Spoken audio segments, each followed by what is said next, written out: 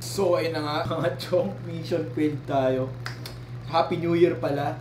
Today is January 6 na. So last video ko, probably second week pa ata or first week ng December. Mission failed tayo sa pag-put up ng content, powerlifting content, nung once a week. So pasensya nun. Pero wala, hindi siya mahirap eh. Kumbaga wala akong drive kasi nga alam mo yun, iba't iba yung ginagawa ko. Alam niyo naman yung, yung last video naman siguro na explain ko ay ano yung mga ginagawa ko sa buhay. Madalas lang akong occupied, wala akong drive, I don't know why. Pero ngayon, as much as possible na naman, gagawin natin yan for documentation kasi ilang weeks out pa tayo. 13 weeks out tayo. December 28, nagkaroon kami ng mock meet dito sa RPE. Doon ko ulit naramdaman, kahit mock meet lang yun kasi meron kaming head ref eh. And meron ding course spotters and mga nanonood. So most likely, umabot kami ng parang 24 yung lumaro. Siyempre, may mga hindi pa lumaro, so more than 24 kami. So probably mga 30-ish kami nandito sa RPE gym. So solid kayo, maraming salamat sa lahat ng pumunta. Kinabahan ako. Kahit sabihin mo mock meet lang, nakakaba kasi nga una sa lahat may command, tapos maraming nanonood. And of course, may referee talaga. Hindi maiwasan kabahan. Inimagine nyo, parang mock meet pa lang kinakabahan ako, what more kapag actual meet na. So, I decided na mag-meet this April to qualify for 2026 Ronat. So, mag-meet lang tayo doon. Qualification na ata ng under 74 na open is around 545-50 ata. So, technically, training total natin is qualified naman na kasi recently, training total ko is around 582.5 kg. So, at a body weight of 79 to 80 kg. So, medyo, hindi ko naman nasabing fail yung mock meet ko kasi nga, una sa lahat, i-wrap up ko lang yung naging mock meet ko. So, squat, itas ilalagay ko yung video dito. Sa bench din ako nakapag-video, ewan kung bakit. Alam ko na kasi, nung nag-bench, parang umalis na kasi yung nag-a-announce ng time na yon, which is yung tropa ko. Tapos, ako yung pumalit. So, technically, hati yung focus ko. Kumbaga, nag-meet ako at the same time. Siyempre, ako yung technically, ako yung putik na ako yan. Pumasok pa. Patay yung, ayun. Patay! Technically, ako kasi yung nag-organize ng meet. So, hati yung focus ko, hindi ako focus sa meet talaga. So partly titiyan ko kung tumatakbo ba yung mock meet na maayos. So nung nag-bench ako din nag-a-announce. So hindi nakalimutan ko videohan yung bench ko. So first attempt ko ng squat is 200 kumbaga minake sure ko na pumasok since first attempt ko yun. So 200 kg. Supposedly 205 to 20 ganun yung pero ginawa ko na lang 200, tapos sinadjust ng coach ko, shout kayo Melvin, 200, 210, 220 dapat. So first, second attempt, pasok naman. Yung second attempt ko, medyo alanganin ako kasi nga, isa sa mga naging mali ko dun sa meet is, hindi ko nahati ng maayos. Kasi nga, flight A, which is 6 lang sila, yung lahat ng pumunta ng mas maaga. So kami, flight B, so ang ikot namin 14. Ano pa yun, halo pa yun, may babae at lalaki. So technically, dahil sa haba ng ikot, nanlamig kami. So na-fail ko yung third attempt ko, which is 220. Nung training, na-hit ko yun around RPE 8 to 9. Reasonable excuse to kasi pang una, kinabahan ako, nanlamig ako sa haba ng ikot. Tapos kasi 210 parang, parang duda na ako parang ganun. Pero anyway, siguro gagawin kasi mali ko rin kasi pinractice ko yung 205 to 220 jump. So hindi ko siya ginawa sa meet. Dapat kung ano yung pinapractice mo sa meet, as much as possible, yung pinapractice mo sa training, yun din yung gagawin mo sa meet para alam mo yun, at least hindi ka may bago. Maliban na lang kung hindi ka talaga good day dun sa araw na yun. Technically good day ako naramdaman ko sa warm up pa lang kinabahan at nilamig lang ako dahil sa haba ng ikot. Move on sa bench, 102 first attempt, second 105. So conservative lang kasi nga kinakabahan akong mag-cramp ulit yung likod ko kasi gusto kong mag-max sa deadlift ko. So, 102, 105, di na ako nag-third attempt kasi medyo 9 to 10 na yung RPE nung second attempt ko. Then kasi nga wala nga ako sa focus na kasi nga nag-announce pa ako ng bars loaded. Then, deadlift, ito yung goods kasi nga nakapag PR tayo, 255 for SBD yun na kasi ang PR ko ng SBD day is 245. Ang PR ko ngayon with SBD day 255, which is good thing na rin since SBD day yun. So 255, medyo sketchy pa yung lockout ko, alam ko sa knees, medyo alanganin. Siguro kung meet yun or 2 white lights lang yun or even 1 white light lang. So hindi siya ganun ka ano yun, di siya ganun ka clear kung good lift ba o bad lift. Pero nabuhat ko siya at around siguro RPE, technically RPE 10 na yun kasi nung tinry ko yung 260, so 5 kg jump lang, actually di na dapat ako na-try yun kasi nga nag-cramps yung glutes ko. So hindi na dapat ako na-try pero since you know, mock-meet lang naman and everything, marami nung pinush ako ni Cedric, shout kay Cedric na gawin yung 260 regardless. So, ginawa ko pa rin. So, hindi na siya umangat. So, nag-stick na siya sa floor. So, good thing pa rin, 255 for all-time PR yun ng SBD day. So, to wrap things up, around 582 point... Check natin yung total natin. So, nag-570 lang tayo. Pero, technically yung 570 na yan is qualified na for under 74. Feeling ko kahit mag-angat kasi magkakaroon ng raw nuts this February, malamang yung qualifying total is aangat. So, probably kung ngayon 540-ish, 550, probably mga 560 which is pasok pa rin naman. Training total natin, heaviest squat is 220, 107.5 sa bench, and 255 dun sa mock meet ko ginawa sa deadlift which is 582.5. So, the goal end of the year talaga is 600 pero it didn't go as planned. Goods lang yon, ganun talaga ang buhay. Pero ayun, back to the topic na mag-mock meet ako dahil dun sa event na yun, sa magmi-meet ako dahil dun sa mock meet na yun. So decided, sure na talaga to, mag-meet na ako. So today is January 6, Monday, week 1 day 1 tayo ng prep natin. So magkakaroon na, ito na, may obligation na ako mag-content, magkakaroon ako ng at least siguro twice a week prep video sa YouTube and of course sa IG na rin. I-document ko yung training ko. Siguro mga primary ko lang siguro, mga primary days ilalagay ko sa IG ko, then dito sa YouTube the whole training week. Kasi at the moment instead of 4 days of training split, nag-recommend ako ng 6 days. Why? 6 days na bench press.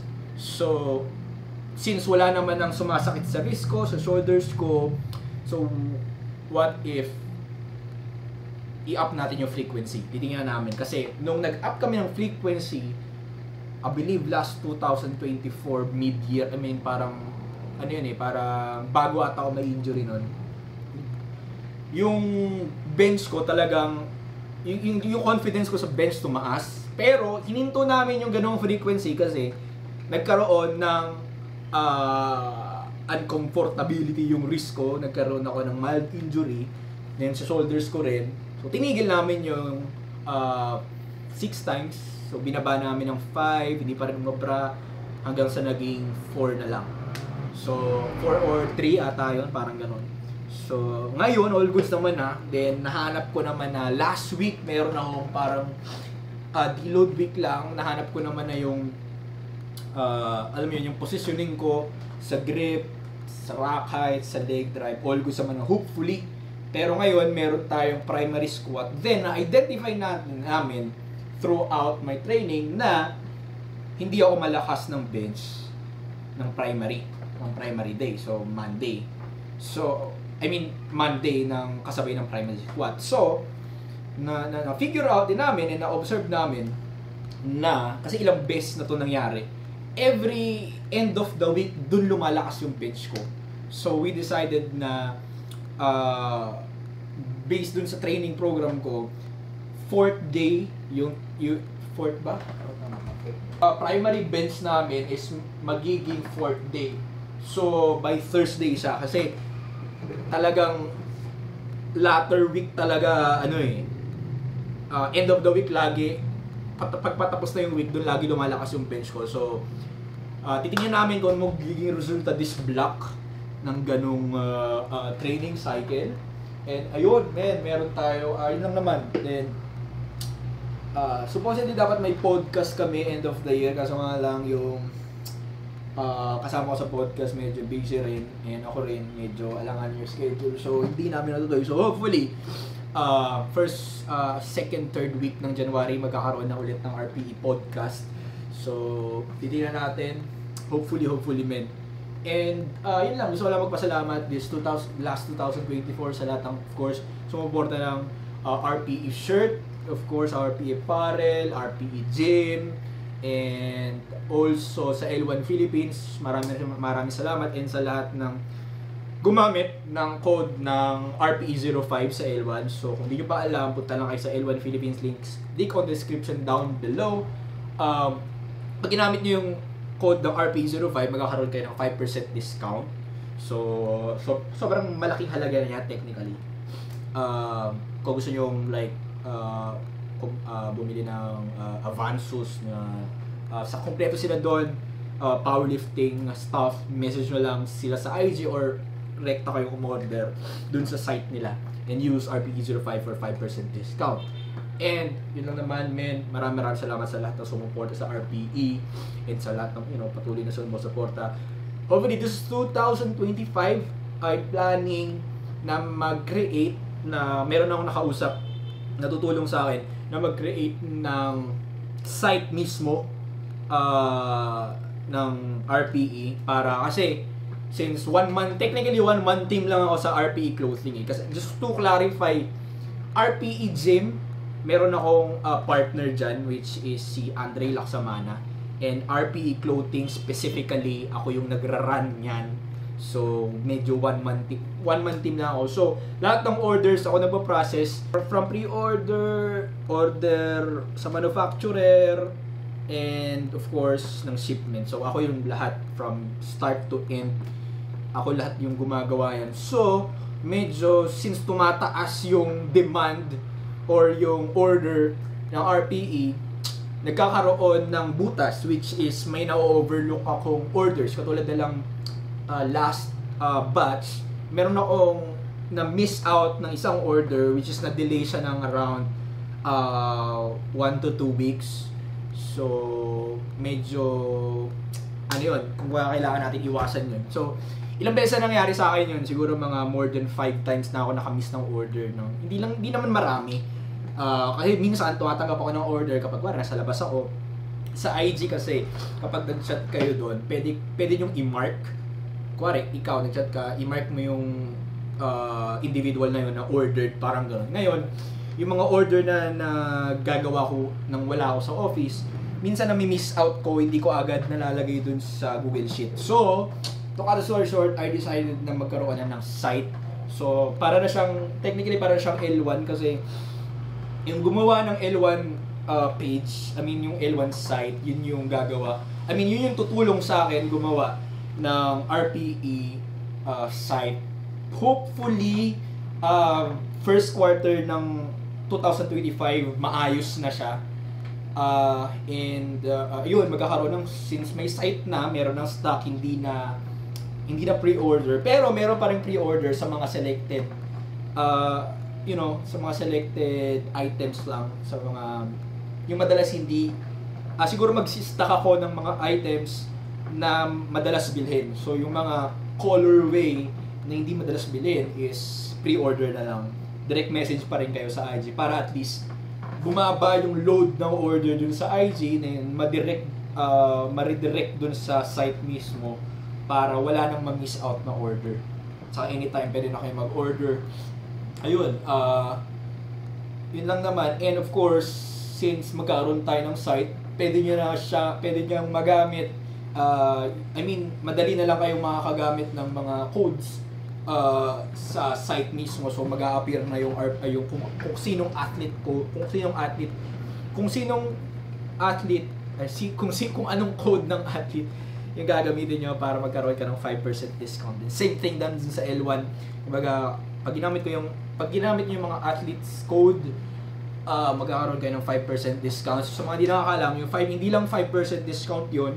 So, kayo nagkakaroon kayo ng 5% discount and yung athlete yung code na gagamitin nyo, magkakaroon si athlete ng 5% commission din. So, you know what I'm saying? So, 5% discount sa inyo, 5% commission dun sa athlete na susuportahan nyo. So, hopefully, gumamit kayo ng ganun. Kahit ngayon naman, sa pre-order, applicable naman siya, ilagay nyo lang dun sa order form yung code ng athlete na gagamitin. So, yun lang naman mga chong, naiihina ako, pero yun, nagkikick in na yung pre-workout. Bumili pala ako ng Total War. Ito yung ginamit namin dun sa mock meet. So, shoutout kay Red Sam. Shoutout sa'yo. Doon ako bumili sa mga gustong bumili ng pre-workout dyan and supplements. Message nyo lang yun. Kilala naman yun sa powerlifting scene, Red Sam. Shoutout sa'yo. And, ano ba? Yun lang mga chong, naiihina ako. Hopefully, magkaroon tayo ng 2 videos per day. Per week. Dito sa YouTube channel natin, kasi nga, i-document ko yung, kung bagang karoon tayo ng prep series. So, technically ito, prep series episode 1. So, April yung meet ko. I don't know kung when. Something around April 9 to 12. Wala pang schedule. Probably magkakaroon ng registration yan after Ronats. So, kita-kits pala sa Ronats. Nga pala, this Ronats, since actually wala akong athlete na sasali doon. Kasi, I don't know, ayun nila sumali. Pero, ayun, kung gusto nyong mag-order ng RPE shirt, message nyo lang para hindi na kayo magpapaship. So, nandun ako, dadalhin ko na yung mga RPE com shirt, training shirt, sweatshirt, oversized shirt, socks. Kung anong order nyo, dadalhin ko na dun mismo sa event. Kasi, ang event is sa SM North. So, malapit lang, pabor sa akin, malapit lang. So, wait lang, naiilang ako. Yun, so, ayun, today meron tayong squat, 200 kg squat. Hopefully, it will move around 5. Nataka kayo, sa kalong RPE base ka, may tendency kasi ako mag-overshoot since calculated naman na yung numbers ko ng aking coach. So, medyo spoon-fed ako eh. So, numbers yung binibigay sa akin madalas. So, ayun, hindi RPE. Technically, RPE siya, hindi siya RPE kasi calculated din na. So, actually, sa mga di ka alam, pwede nyong calculate yung weight nyo based on RPE. Pero hindi lang talaga siya accurate. Medyo risky din siya. So, ayun. Primary squat and secondary bench, which is may tempo ako. Then, some accessories. And yun, hopefully, this 2025 is maging maayos sa atin lahat. Maraming salamat sa lahat ng sumuporta sa RPE Apparel. Yun lang, men. Kukunin ko lang yung aking asong si Star kasi pinag-groom ko siya. Then magti-training tayo at around 5:45. Yun na naman. Let's go!